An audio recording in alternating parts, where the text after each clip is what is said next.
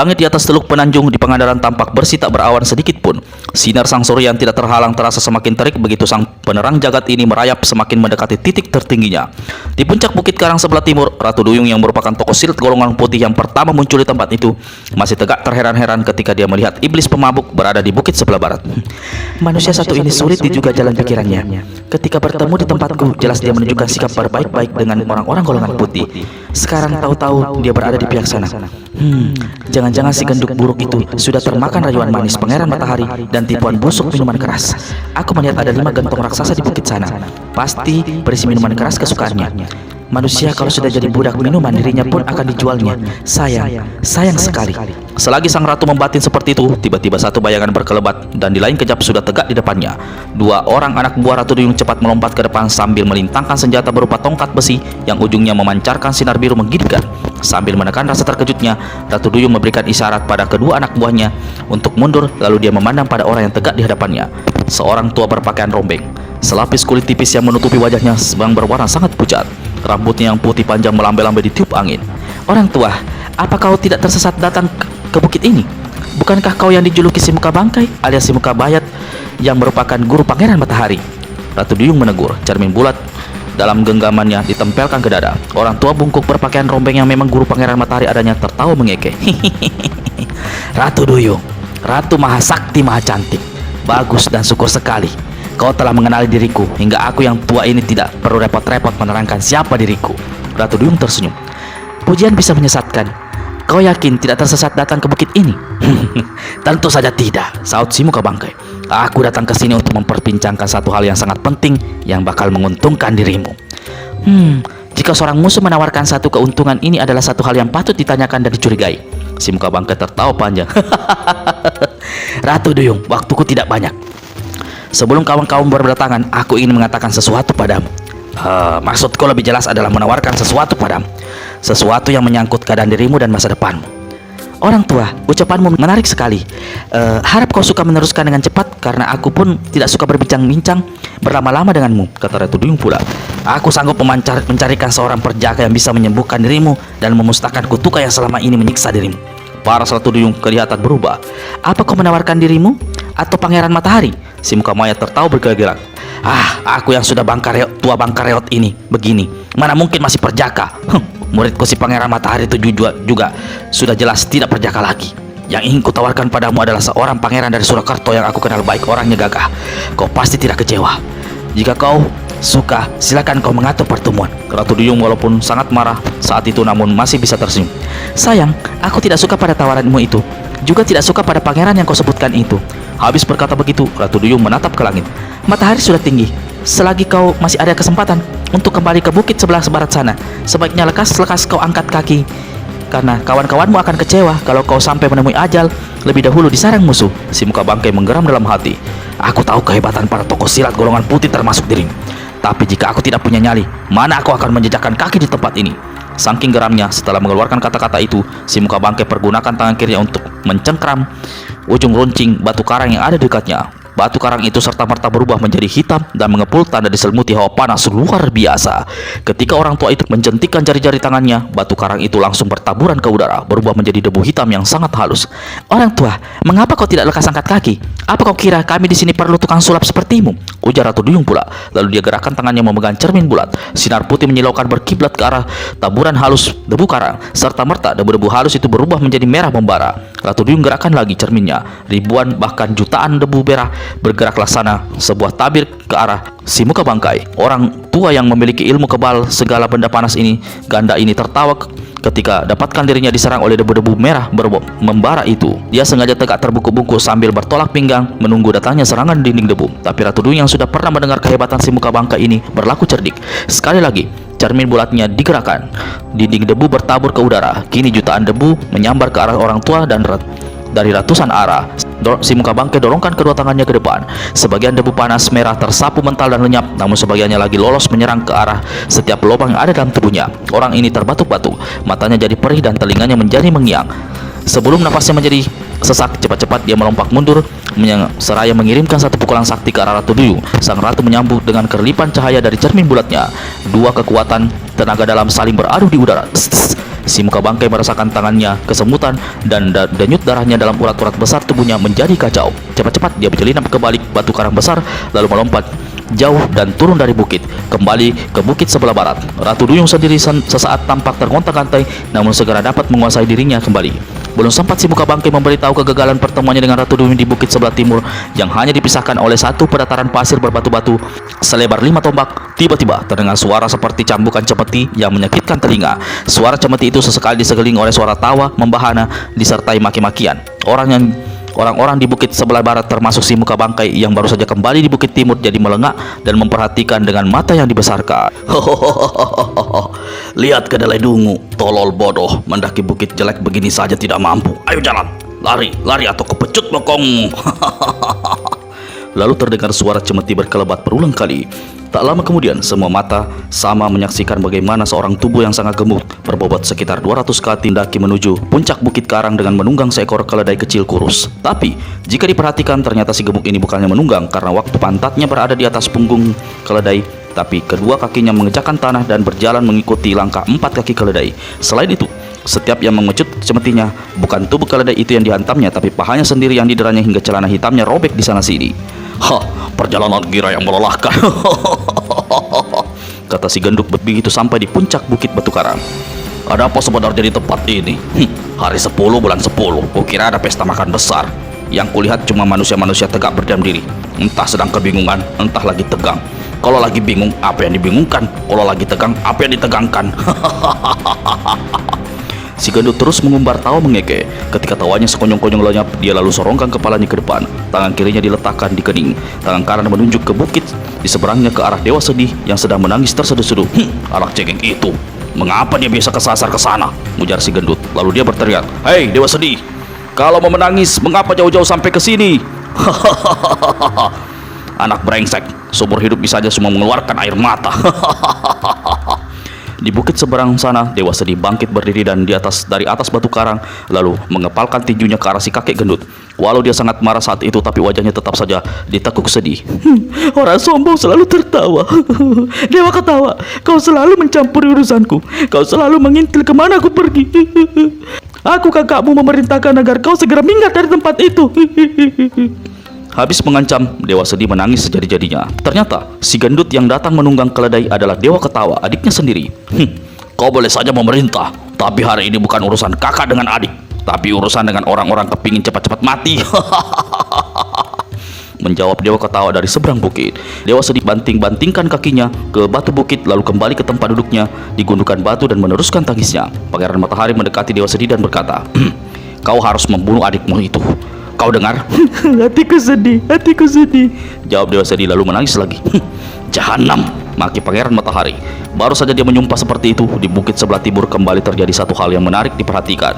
Di antara suara tawa Dewa Ketawa, tiba-tiba terdengar suara kerontangan kaleng yang keras sekali, membuat gendang-gendang telinga serasa ditusuk. Si muka bangkai tampak tercekat, sementara 8 toko kembar di lereng bukit kelihatan termanggu-manggu, memandang tak berkedip ke arah bukit di hadapan mereka. Seorang kakek bercaping, berpakaian compang-camping, membekal sebuah buntalan butut dan membawa sebuah tongkat buruk, berjalan melenggak-lenggok sambil menggoyang-goyangkan sebuah kaleng rombeng di tangan kanannya. Begitu sampai di puncak bukit, langsung saja dia melompat ke atas kereta dan duduk uncang-uncang kaki sambil kerontangkan kaleng rombengnya tiada henti. Ketika Ratu Duyung melirik padanya, dia menjura sambil angkat capingnya dan berkata, "Cucuku bermata biru dan cantik jelita. Jangan marahi aku ya kalau aku kurang ajar duduk di atas keretamu. Seumur hidup aku belum pernah naik kereta sebagus ini. Jadi duduk di atapnya saja sudah seperti sorga rasanya. Harap kau maklum. Sekian, tak lebih, tak kurang, dan terima kasih." Ratu Duyung cuma bisa tersenyum. Dia lalu memandang ke arah utara. Hatinya saat itu kurang tentram. Ada satu hal yang menjadi pikirannya. Kalau pendekar Rosa Tudowiro Sableng tidak muncul di tempat itu, sia-sialah perjalanan jauhnya dari laut selatan sampai ke puncak bukit itu. "Kakek segala tahu," berbisik si muka bangkai pada muridnya ketika dia mengenali siapa adanya kakek bercaping dan membawa kaleng rombeng yang barusan datang. "Aku sudah tahu," jawab sang murid. "Aku tidak peduli mereka semua. Musuh besarku masih belum kelihatan. Gurunya si nenek keparat bernama Sinto Gendeng itu juga tidak tampak mata hidungnya. Dia akan menyesal kalau tidak menghadiri kematian muridnya di Pangandaran ini." Belum lagi perhatian orang-orang terhadap kakek segala tahu sirap. Tiba-tiba dua sosok aneh berkelebat di puncak bukit karang sebelah timur. Mereka adalah orang-orang yang menyelubugi tubuh mereka dengan kain putih. Di bagian kepala, kain putih itu diikat begitu rupa hingga menyerupai pocong. Dari kedua orang ini yang kelihatan hanyalah sepasang mata mereka di bagian kain yang sengaja dilubangi. Mayat hidup dari mana yang kesasar ke sini? Berseru dewa ketawa, lalu si gemuk ini tertawa gelak-gelak. Kakek segala tahu tenang-tenang saja seolah tak peduli dengan bermunculan dua orang berselubung kain putih itu. Apalagi mereka sengaja tegak agak jauh dan kelihatannya tengah berbisik-bisik. Aku belum melihat batang hidungnya, kata orang yang berselubung di sebelah kanan. Aku tidak heran kalau dia tidak sampai datang ke sini. Soalnya aku meragukan otaknya masih waras atau tidak. Setan kau, jangan kau berani menghinanya. Aku tahu kau beberapa kali berusaha menjebaknya. Aku tidak sesungguhan dan tidak berniat sejauh itu. Hanya hal satu itu yang aku pantas mengujinya. Itu katamu sekarang. Kalau dulu kau memang berhasil. Ku bembeng usus besarmu sampai ke ujung dunia. Sudah. Jangan tertawa juga. Apa kau masih punya persediaan minyak wangi? Tubuhku keringatan. Aku khawatir nanti dia mengenaliku. Dari balik pakaian anehnya, orang di sebelah kanan mengulurkan tangan menyerahkan sebuah tabung kecil terbuat dari bambu. Ini yang terakhir. Setelah itu jangan harap aku akan memberikan pada aku. Ini yang terakhir. Setelah itu jangan harap aku akan memberikannya lagi padamu. Kurasa kali ini yang penghabisan. Aku minta minyak wangi padamu. Setelah persoalan gila di tempat ini selesai, aku tidak butuh lagi. Berarti kau akan kembali ke bau badanmu semula. Diam. Jangan tertawa, tidak karuan di tempat seperti ini, kata orang berselubung sambil menyirami tubuhnya dengan minyak wangi. Dia memandang ke lereng bukit di depannya lalu berkata, coba kau lihat di sana. Aku hampir tidak percaya. 8 tokoh kembar mau-mauan datang dari kaki tangan membantu Pangeran Matahari. Wah, astaga. Setauku mereka adalah orang-orang tidak terlalu usil. Meskipun brengsek, namun tidak mau membuat bentrokan dengan kita orang-orang golongan putih. Aku bisa mengira jalan ceritanya. Rata-rata 8 tokoh kembar itu tidak punya iman teguh, gampang tergoda oleh harga dan perempuan. Aku melihat ada seorang gadis cantik berbaju biru mendampingi mereka. Pasti ini penyelamatnya. Celaka. Kalau 8 tokoh kembar menyerbu berbarengan, langit pun bisa diruntuhkannya. Kita harus mencari akal. Tidak usah khawatir, serahkan mereka padaku. Tapi aku perlu bantuan beberapa orang lagi. Sialan, kamu tidak mendengar ada 2 orang gila lagi di tengah berlari mendaki bukit menuju kemari. Di puncak bukit batu karang sebelah timur tiba-tiba terdengar suara orang berlari sambil bernyanyi-nyanyi. Hanya sesaat kemudian berkelebatlah satu bayangan putih. Orang ini ternyata kakek berambut putih jarang, memelihara kumis dan janggut panjang putih. Matanya yang sangat lebar terpuruk dalam pipi dan rongga cekung. Mukanya hampir tidak berdaging. Sekilas tampang manusia satu ini hampir sama dengan si muka bangkai. Bedanya si muka bangkai sudah bungkuk, sedang yang satu ini masih kelihatan gagah. Astaga, dia rupanya. Salah seorang berselubung kain putih keluarkan seruan kaget. Ada kilatan cahaya aneh pada sepasang matanya. Keadaannya masih gagah. Sikapnya masih ceria. Tapi pada sepasang matanya terbayang banyak penderitaan hidup. Sobatku, kau kenal orang gila itu? Bertanya sang teman di sebelahnya. Aku dengar kau bergumam seperti bicara sendirian. Lebih dari kenal. Kau tidak bisa meneruskan ucapan. Aku dengar sesuatu seperti keselekan di tenggorokanmu. Aku ingat sekarang. Kau punya hubungan mesra dengan kakak itu di masa muda puluhan tahun silam. Dan aku juga ingat si muka jerangkong itu adalah tua gila dari Puro Andalas. Jangan keras-keras bicara. Nanti setan alas itu mendengar dan mengenali diriku.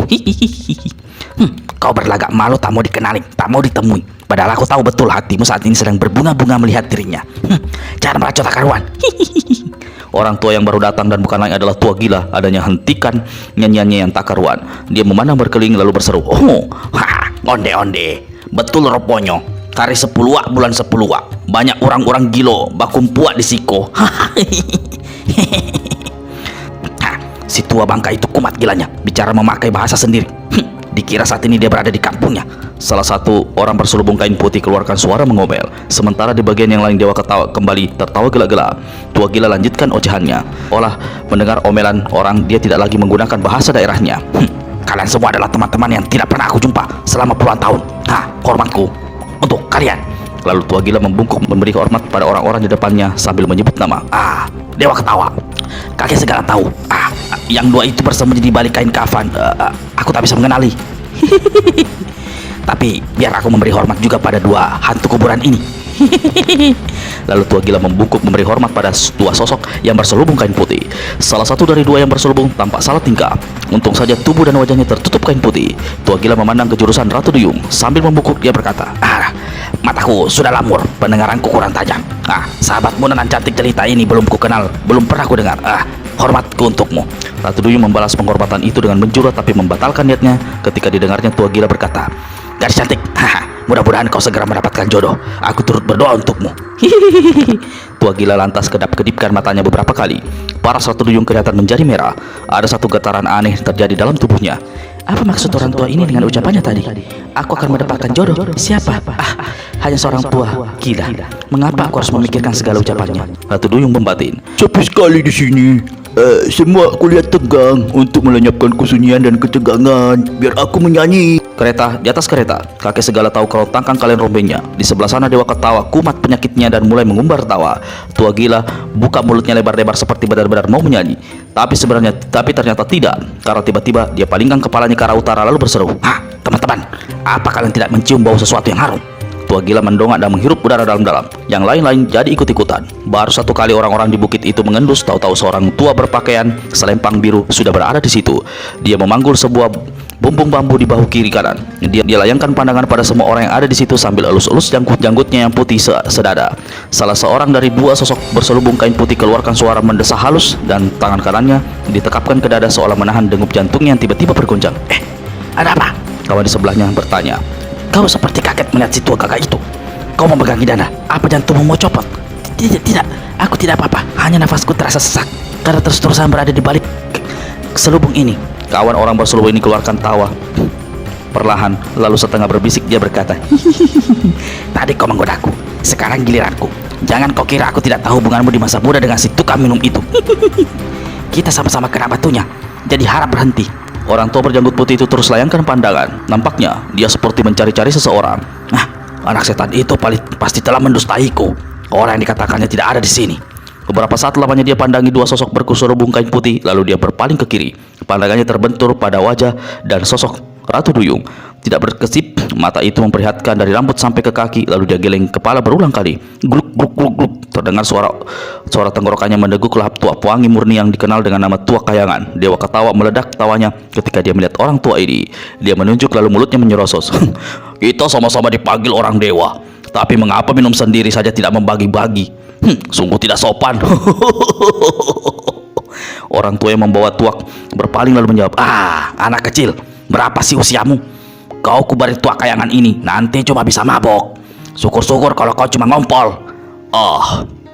Sudah tua, nyatanya mulutmu masih suka bicara jorok, kata dewa ketawa. Dia tertawa lalu sebentar melanjutkan ucapannya.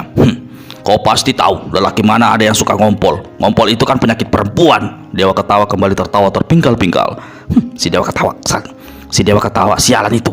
Apa kau kira dia merasani diriku? Perlu apa ucapan orang-orang gila ini? Jawab si teman. Yang mesti kau pikir dan doakan adalah orang yang kita tunggu. Seumur hidup aku tak pernah mendoakannya. Kalau dia sampai tidak datang berarti mencari sengsara sendiri.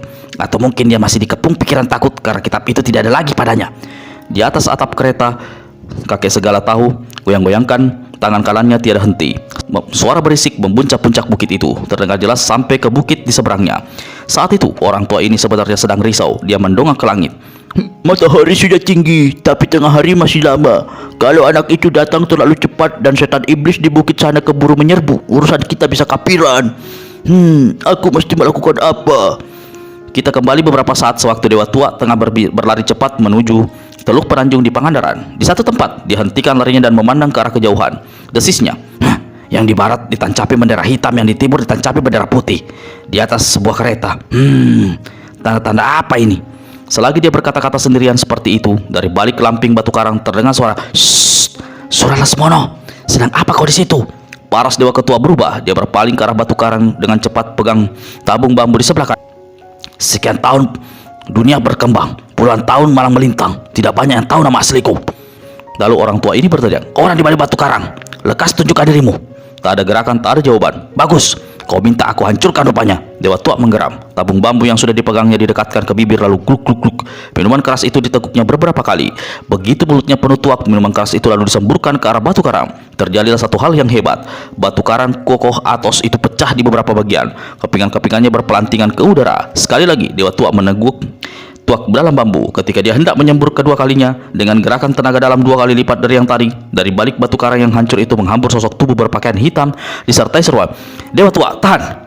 Anak setan, kau rupanya!" Dewa tua mendaprat begitu melihat yang berdiri di depannya adalah pendekar 212 Wiro Sableng. "Lama tidak bertemu, sekali bertemu, kau kurang ajar. Cepat kau katakan, dan dari siapa kau tahu nama asliku? Hah?" "Jangan marah dulu, kek," kata Wiro sambil tersenyum-senyum yang membuat dewa ketua jadi tambah jengkel. "Ada satu orang yang beritahu namamu itu. Dia juga bertitip pesan, ingin sekali bertemu denganmu. Kurasa dia sudah berada di puncak bukit sana menunggumu." "Orang itu lelaki atau perempuan?" Lalu seka mulutnya yang penuh dengan tua. "Perempuan. Masih muda atau sudah tua?" tanya dewa tua. "Bisa muda, bisa tua," jawab murid Sinto Gendeng. Anak kurang ajar. Jangan kau berani main-main padaku." "Aku tidak main-main." Dewa tua dekatkan lagi tabung bambu ke bibirnya lalu mendeguknya tuaknya banyak sekali sampai mukanya merah laksana udang rebus. "Kau tahu nama perempuan itu?" tanyanya kemudian. Namanya aku tidak tahu, tapi gelarnya tahu." "Sialan, sebutkan saja gelarnya," kata dewa tua lalu meneguk tuaknya dari bumbung bambu. "Iblis putih Ratu Pesolek." Tenggorokan dewa tua tercekik mendengar julukan disebutkan pendekar 212. Air mukanya merah sampah sesaat tampak memutih. Di hadapannya dilihatnya Wiro senyum-senyum. Setan alas ini tahu apa hubunganku dengan perempuan itu. Dewa tua berpikir-pikir. "Kek, kau tunggu apa lagi? Lekas naik ke bukit sana. Dia pasti sudah menunggumu." "Anak setan, jangan kau berani menggodaku. Kau sendiri mengapa berada di sini? Bukannya naik ke bukit?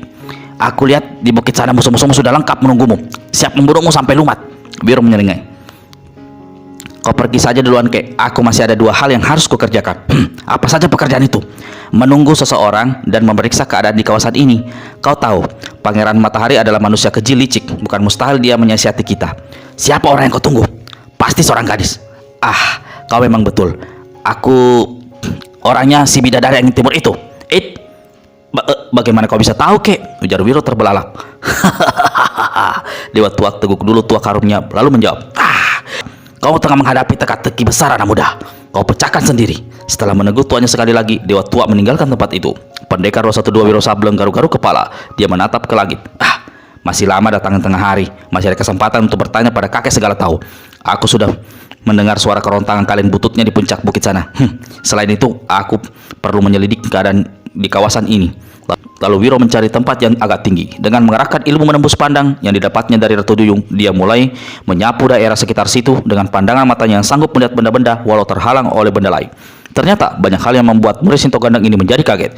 Pertama, ketika dia memandang ke bukit sebelah barat, di bukit itu di mana berkumpul para tokoh silat golongan putih, banyak tersembunyi berbagai peralatan dan senjata rahasia yang sulit dilihat oleh mata biasa. Mulai dari panah beracun dan pisau terbang sampai pada bola-bola hitam berisi bahan peledak. 5 bahan peledak ini juga ditanam di jalan menuju ke teluk yang diapit oleh 2 bukit. Semua peralatan rahasia yang dipasang di bukit timur dihubungkan pada satu peralatan berupa kawat yang dapat mengatur hidup matinya peralatan maut itu. Tapi untuk bahan peledak yang ditandai di antara 2 bukit sama sekali tidak dihubungkan dengan alat pengatur tersebut. Berarti siapa saja yang menginjaknya akan membuat bahan itu meledak. Tubuh sepenginjak ajang akan hancur berkeping-keping. Jahanam licik. Kurutuk pendekar 212 dalam hati. Pasti pangeran keparat itu yang mendalagi perbuatan ini. Semua yang di bukit timur berada dalam bahaya besar. Aku harus segera melakukan sesuatu. Aneh, mengapa Ratu Duyung tidak mengetahui hal ini? Padahal dengan ilmu menembus pandang yang dimilikinya, dia bisa melihat lebih jelas semua yang tersembunyi di tempat itu. Murid Sinto Gendeng sama sekali tidak mengetahui bahwa setelah Ratu Duyung memberikan ilmu menembus pandang itu padanya, maka ilmu yang dimiliki sang ratu sendiri akan lenyap selama 777 hari. Ilmu itu akan muncul dan dikuasainya kembali selewat jangkauan waktu tersebut. Aku harus cepat melakukan sesuatu, pikir Wiro. Hal kedua yang mengejutkan Wiro ialah ketika dia melihat sosok bidadari angin timur di bukit barat, berada di antara 8 lelaki berjubah merah berkepala botak kuning. Ditunggu-tunggu ternyata dia ada di situ. Jahanam, terbuka sudah kodoknya. Jadi kaki tangan Pangeran Matahari dia rupanya. Mereka pasti punya hubungan tertentu. Aku benar-benar tertipu. Tak pelak lagi, pasti kitab putih wasiat dewa sudah diberikannya pada Pangeran Keparat itu. Wiro lantas ingat pertemuannya dengan bidadari angin timur belum lama berselang. Tapi bagaimana kalau betul gadis itu punya kembaran? Wiro garuk kepala sendiri. Yang ada di bukit barat itu yang mana adanya? Yang dulu pernah menampar pipiku? Atau yang menipu melarikan kitab sakti itu? Atau mungkin sebenarnya memang cuma satu bidadari angin timur. Dalam kebingungan, Wiro teruskan menyusuri bukit sebelah barat dengan ilmu menembus pandangnya. Kembali dia terkejut ketika iblis pemabuk dan Dewi Payung 7 juga berada di sana. Iblis pemabuk seperti manusia tidak punya pegangan, sekarang menjadi antek Pangeran Matahari. Lalu gadis sialan dari tanah seberang itu. Kalau tidak mengharapkan sesuatu, pasti dia tidak akan bergabung dengan manusia-manusia sesat itu. Dia mengincar kitab putih wasit dewa. Agaknya dia sudah tahu kalau kitab itu kini berada di sana. Lalu ditambah dendamnya terhadapku tempo hari. Wiro sadar, sudah terlalu lama dia berada di tempat itu. Aku harus segera bergabung dengan para tokoh. Dia memandang ke langit, sang surya masih cukup jauh dari titik tertingginya. Dengan ilmu menembus pandang, Wiro mampu melihat siapa saja yang berada di bukit sebelah timur. Mula-mula dilihatnya kakek segala tahu. Aku harus cepat menemui kakek itu. Mungkin dia bisa memecahkan teka-teki rahasia kelemahan 3 bayangan setan. Tepat tengah hari bolong, pilih yang di tengah. Dada pendekar 212 berdebar ketika dia melihat Ratu Duyung. Lama murid Sinto Ganda menatap wajah sang ratu dengan berbagai perasaan menyelimuti hatinya. Kasihan dan rasa sayang pun ada, dan juga rasa berhutang budi dan nyawa tentu saja tidak pernah dilupakannya. Murid Sinto Ganda palingkan kepala ke jurusan lain. Dia tersenyum ketika pandangannya sampai pada sosok Dewa Ketawa dan Dewa Tua. Lalu terlihat dua sosok mengenakan pakaian aneh berselubung kain putih. Seumur hidup tidak pernah aku mengetahui ada dua tokoh golongan putih punya dandanan seperti ini. Dua pocong hidup itu, siapa mereka adanya? Wiro kerahkan tenaga dalamnya yang ada di kepala. Bagaimanapun dicobanya, dia tidak mampu menembus kain putih yang jadi pakaian dua orang itu. Aneh. Mengapa tidak bisa tembus? Pikir Wiro. Dia berpaling ke arah Ratu Duyung. Akan kucoba yang satu ini, kata Wiro dalam hati. Tenaga dalamnya dilipat gandakan, namun tetap saja dia tidak bisa menembus ke balik pakaian orang. Wiro garuk-garuk kepala. Batu, pohon, air, dan dinding bisa kutembus. Mengapa pakaian tidak bisa? Jangan-jangan ilmu ini memang tidak untuk dipergunakan untuk berkurang ajar. Wiro tertawa sendiri. Aku harus menuju puncak bukit sebelah timur sebelum pergi pada dataran pasir antara dua bukit ini. Aku bersihkan dulu. Prak! Wiro hantam batu sampingnya dengan pukulan bertenaga dalam tinggi. Batu karang hancur menjadi 9 keping. Dia memilih 5 keping yang besar-besar, lalu bersiap melemparkan batu itu satu persatu ke arah pada dataran di mana tersembunyi 5 bola maut yang bisa meledak. Tapi gerakan sang pendekar tertahan ketika dia melihat tiba-tiba ada yang datang dari utara berlari secepat angin. Binatang atau setan yang datang ini, ujar Wiro. Seorang lelaki bertubuh gemuk luar biasa berkopiah hitam kupluk mengenakan baju terbalik dan kesempitan muncul dari arah utara. Melihat kepada bobotnya begitu besar, sulit dipercaya dia mampu berlari laksana angin. Apalagi sambil berlari dia menjunjung sebuah keranjang rotan raksasa. Dalam keranjang itu bergelung di atas tumpukan jerami kelihatan sosok manusia gendut, lebih gendut dari lelaki yang menjunjungnya. Dari suara mengorok yang keluar dari mulutnya, jelas si gemuk itu tengah tertidur nyenyak. Tetapi di balik tidur, mengapa ada sebuah pipa panjang yang menyala dan menebar bau tembakau mencantik di sela bibirnya. Hebatnya lagi, si gemuk yang menjunjung keranjang yang berisi manusia raksasa itu sambil tangan kirinya memegang kipas kertas yang tiada henti-hentinya dikipaskan pada wajahnya yang selalu keringatan. Bujangkira Tapak Sakti, seru Wiro. Walau dia gembira, tapi tiba-tiba dia menjadi merinding. Si gemuk yang dipanggilnya dengan sebutan Bujangkira Tapak Sakti itu ternyata berlari memasuki dataran pasir berbatu-batu yang diapit oleh 2 bukit karang. Padahal 5 bahan peledak telah ditanamkan musuh di tempat itu. Jangankan si gemuk berpeci kupluk itu, seekor tikus saja jika menginjak bola-bola maut yang ditimbun di bawah pasir pasti akan meledak dan menghancurkan tubuhnya sampai berkeping-keping. Apalagi si gendut itu membawa beban pula, yaitu seorang manusia raksasa berbobot ratusan kati. Kolam dalam keranjang rotan besar itu bukan lain adalah salah satu tokoh silat paling aneh dalam rimba persilatan yang dikenal dengan julukan si Raja Penidur, Bujangkira Tapak Sakti, seru Wiro dengan suara menggelegar karena dia kerahkan tenaga dalamnya. Bujangkira Tapak Sakti, seru Wiro dengan suara menggelegar karena dia kerahkan tenaga dalamnya. Berhenti, tahan larimu, jangan melewati dataran pasir. Orang yang diteriaki menoleh sekilas pada Wiro. Dia lambaikan kipasnya tapi terus saja berlari kencang. Kerbau tolol, apa dia tuli tidak mendengar teriakanku? Celaka, bagaimana aku harus mencegahnya? Wiro masih berpikir untuk menyelamatkan orang dari bahaya bola-bola maut yang ditanam musuh. Justru saat itu, si genduk Bujangkira Tapak Sakti sudah jauh memasuki dataran di antara 2 bukit. Murid Sinto Ganda terbelalak. Ternyata tidak satupun bola maut itu yang meledak, walau ada 2 dari 5 bola yang sempat terpijak kaki si gendut. Gila, luar biasa. Ilmu meringankan tubuhnya hebat luar biasa. Bagaimana dia bisa meredam beratnya tubuh si Raja Penidur yang ada dalam keranjang besar. Selagi Wiro garuk-garuk kepala, Bujangkira Tapak Sakti dan si Raja Penidur sudah berada di puncak bukit batu karang sebelah timur. Kemunculan Bujangkira Tapak Sakti yang juga adalah keponakan Dewa Ketawa disambut penuh rasa kagum oleh semua orang yang ada di situ. Dewa Ketawa tertawa mengeke. Kakek segala tahu kerontakan kalian robengnya sambil menunjuk-nunjuk ke arah si Raja Penidur dan Dewa Ketawa yang bertubuh sama-sama gendut. Tua Gila berseru, sekarang ada 3 gajah bengkak di tempat ini. Anak tolol, apa perlunya kau bawa gajah gorok itu ke sini? Kau hanya membuat sempit tempat orang bernafas saja. Ujang gila tapak sakti menyeringai. Dia berkipas-kipas beberapa kali lalu goyangkan kepalanya. Keranjang rotan besar di atas kepalanya bergeser ke samping. Perlahan-lahan melayang turun ke bawah. Raja Penidur sendiri tidak terganggu, terus saja tidur mendengkur.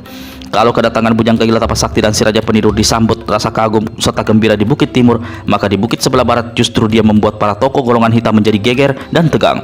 Pangeran Matahari yang tahu gelagat tidak baik cepat berkata memberi semangat.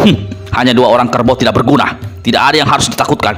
Kitab wasiat iblis ada di tanganku. Jangankan 2 makhluk bergerak itu, semua mereka bisa kubuat mampus.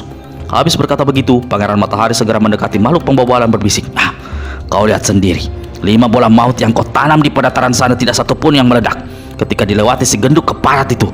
Aku tidak ingin ada yang tidak beres. Lekas kau pergi ke tempat pengendali, langsung hidupkan alat pengendali. Aku dan yang lain-lainnya akan menuruni bukit sejauh mungkin, berjaga-jaga agar kalau bukit di sana meletus, tidak ada yang bisa lolos. Ketika semua orang di puncak bukit karang sebelah barat bergerak menuju ke kaki bukit dan berhenti di tepi pedataran pasir, iblis pemabuk satu-satunya yang masih tetap berada di puncak bukit. Pangeran Matahari berpaling. Melihat tokoh gemuk pendek itu masih berada di atas bukit, dia berteriak agar iblis pemabuk segera turun. Mendengar dirinya dipanggil sambil terhuyung-huyung, iblis pemabuk goyang-goyangkan tangannya lalu berteriak, "Aku memilih tetap di sini saja, kecuali ada yang mau membantu menurunkan 5 gantong tuak ini ke bawah." Rahan Pangeran Matahari menggembung. Di sebelahnya, gurunya si muka bangkai berbisik, "Jangan pedulikan dia. Nanti akan kuhancurkan 5 gantong itu. Kalau sudah tidak ada lagi tuak di atas, masakan dia mau bertahan di sana? Aku khawatir kemunculannya di sini bukan membantu kita, tapi membuat kekacauan saja." Jawab Pangeran Matahari. "Kita lihat saja. Kalau dia masih banyak cincong, biar tubuhnya kubuat tuak." Kata si muka bangkai. Melihat gerakan orang-orang di bukit sebelah barat, orang-orang di bukit sebelah timur tidak tinggal diam. Mereka segera menuruni bukit untuk menyongsong kedatangan lawan dan berhenti di tepi pedataran pasir tepat di seberang kelompok Pangeran Matahari. 2 kelompok para tokoh dunia persilatan, golongan putih dan golongan hitam ini kini saling berhadap-hadapan dan hanya terpisah 5 tombak satu sama lainnya. Sementara itu, di langit matahari merayap mendekati titik tertingginya. Makhluk pembawa bala keparat, apa yang dilakukannya? Mengapa peralatan rahasia itu masih belum bekerja? Mengapa masih belum terjadi ledakan? Padahal orang-orang di bukit karang sebelah barat telah mulai turun. Jahanam betul si makhluk pembawa bala itu. Kelak akan ku tambahkan tusukan kayu di batu kepalanya. Baru saja sang pangeran memaki begitu, tiba-tiba ledakan dahsyat mendera ke kawasan teluk 5 kali berturut-turut. 2 kelompok para tokoh di kaki bukit barat dan timur menjadi terkejut besar. "Jahanam! Apakah bumi sudah kiamat?" Seorang terdengar berteriak. Pasir dan hancuran batu-batu bertebaran ke udara membuat pemandangan menjadi gelap. Tanah bergoncang hebat. 2 bukit bergetar seperti hendak roboh. Air laut menggelombang membentuk ombak besar yang kemudian menghempas di teluk. Di kaki bukit di sebelah barat terdengar raungan meratap dewa sedih. Sebaliknya di kaki bukit sebelah timur, dewa tertawa keras-keras ditimpali suara kerontangan kaleng. "Tiarap, cari perlindungan!" Terdengar ada yang berteriak ketika pasir dan bebatuan runtuh ke tanah dan pemandangan menjadi terang kembali. Kelihatan satu pemandangan yang mendebarkan. Di jalan masuk menuju ke teluk, di ujung 2 kaki bukit tampak 5 lubang raksasa menguak tanah. Para tokoh yang tadi berlindung di balik batu-batu besar di kaki bukit dan ada yang tiarap perlahan-lahan keluar unjukkan diri. Ada yang terdengar memaki sambil bersihkan pakaian dan rambut mereka yang terkena hamburan pasir akibat ledakan. Muka mereka yang tadinya pucat pasi kini berdarah kembali. "Setan edan, apa yang terjadi? Habis kotor pakaian putihku. Untung dandananku tidak rusak." Salah seorang dari 2 sosok berselubung kain putih memaki. Lalu dari di balik kerudung kain putihnya, dia mengeluarkan alat-alat rias dan merias wajahnya kembali. "Aku yakin ada jahanam menanam alat peledak di tempat ini," teriak seseorang. "Pasti itu pekerjaan busuk si gelicik keji Pangeran Matahari," menyahuti seorang yang lainnya. Di kaki bukit sebelah barat, rahang Pangeran Matahari menggembung. Pelipisnya bergerak-gerak tanda tengah marah besar. Dia berpaling ke bukit di atasnya. "Jahanam, apa yang dikerjakan makhluk keparat itu? Mengapa yang meledak justru bola-bola maut di tempat lain? Mengapa yang di kaki bukit timur tidak meledak? Pisau dan panah beracun, mengapa belum bekerja? Makhluk membawa bala, di mana kau? Keparat tolol!" Pangeran Matahari berpaling pada elang setan lalu berkata, "Lekas kau pergi menyelidik ke tempat pengendalian alat rahasia itu. Kalau makhluk membawa bala berkhianat, segera saja kau habisi." Mendengar perintah itu dan merasa mendapat kepercayaan, elang setan segera berkelebat.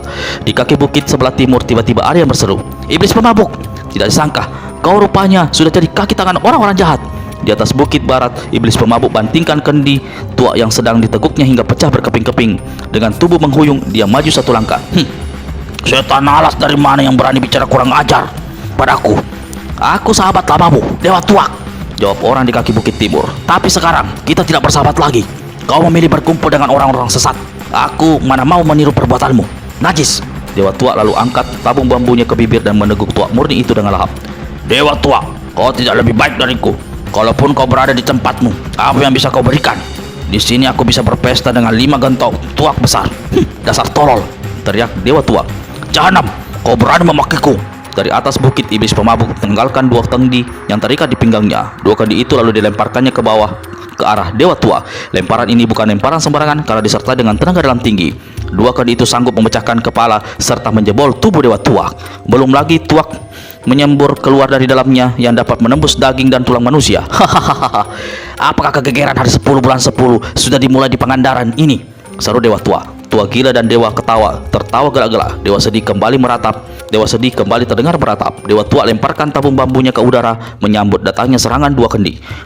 Bumbung bambu dan 2 kendi itu, tanah itu bertemu di udara.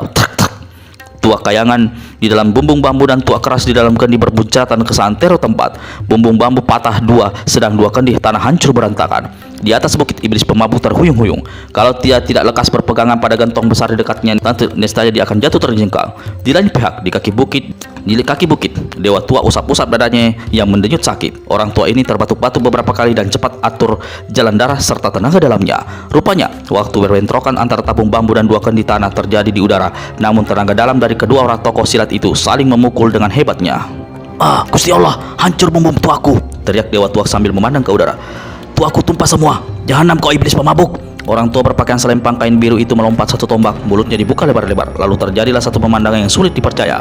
Tuak kayangan yang berhamburan dari bumbung yang patah laksana tersedot mengalir masuk ke dalam mulut Dewa tua. Walau banyak yang terbuang, tapi sebagian besar masih sempat masuk ke dalam tenggorokannya. Ah, untung masih ada yang bisa kutenggak. Sialan kau iblis pemabuk. Perlahan Dewa tua turun ke tanah. Dewa tua, kasihan kau kehilangan 1 tabung. Di atas bukit sebelah barat, iblis pemabuk berseru lalu tertawa gelak-gelak. Jangan khawatir, aku punya 5 gentong tuak besar. Aku akan hadiahkan 1 gentong padamu. Terima kasih. Siapa suka minum yang sudah dicampur dengan air kencing? Teriak Dewa tua.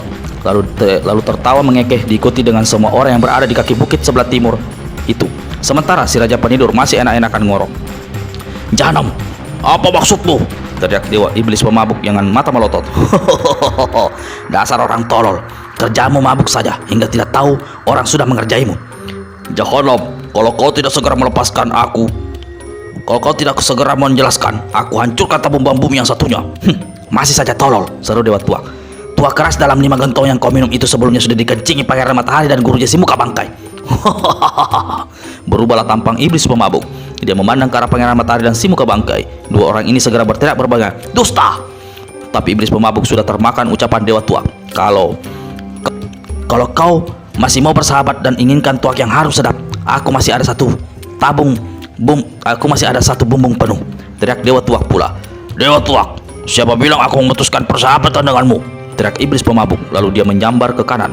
Ketika dia melompat turun dari atas bukit, semua orang yang ada di tempat itu menjadi tersekikap kagum. Iblis pemabuk melayang ke bawah bukit sambil memanggul salah satu dari 5 gentong besar berisi tuak keras yang beratnya ratusan kati. Dari atas, iblis pemabuk lalu lemparkan gentong itu ke arah si muka bangkai. Pengkhianat keparat! Teriak si muka bangkai marah sekali. 6 tarik sinar, 2 hitam, 2 kuning dan 2 merah berkiprat di udara. Itulah 2 pukulan sakti gerhana matahari yang dilepaskan oleh Pangeran Matahari dan si muka bangkai ke arah iblis pemabuk yang diserang cepat menyingkir. Gentong yang dilemparkannya hancur berantakan di udara akibat pukulan sakti yang dilepaskan si muka bangkai. Celakanya, tuak yang ada dalam gentong itu jatuh mengguyur si muka bangkai mulai dari kepala sampai ke kaki. Dewa ketawa gelak-gelak terkekeh. Bujang gilang tapak sakti terpingkal-pingkal sambil berkipas-kipas, sedang Dewa sedih keluarkan pekik keras lalu menangis. Dari arah kaki bukit sebelah timur tiba-tiba memancar 1 cahaya putih menyilaukan, langsung menahan sinar sakti pukulan Pangeran Matahari. Di udara kelihatan seperti ada bunga api mencuat ke langit disertai letusan keras. Pangeran Matahari tersudut 2 langkah, parasnya berubah. Dia berpaling ke kaki bukit sebelah timur. Di situ lihatnya Ratu Duyung perlahan-lahan turunkan tangannya memegang cermin bulat. Cahaya putih menyilaukan tadi ternyata keluar dari cermin di tangan sang ratu untuk menolong iblis pemabuk dari keroyokan. Dewa tua tidak berani menyerangku. Ratu Duyung hanya melakukan tindakan bertahan. Berarti mereka sudah tahu kelemahan kitab wasiat iblis. Pangeran Matahari merasakan dadanya berdebar. Aku harus mencari akal agar semua orang itu menyerangku. Akan kuamblaskan nyawa mereka satu persatu. Baru saja Pangeran Matahari berkata dalam hati, Tiba-tiba terdengar suara kaleng kerontangan disusul suara nyanyian kakek segala tahu. Ingat kita sahabat, Ingat kita sahabat, yang hitam jangan diserang, alihkan perhatian dan mengambil sikap bertahan. Itulah jalan kehidupan. Ingat kata sahabat, yang hitam jangan diserang. Pangeran Matahari mendengus. Di sampingnya, dalam keadaan basah kuyup, si muka bangkai berbisik. Muridku, mereka sudah tahu kelemahan kitab saktimu itu. Kau harus berhati-hati. Aku akan memancing mereka agar menyerangmu.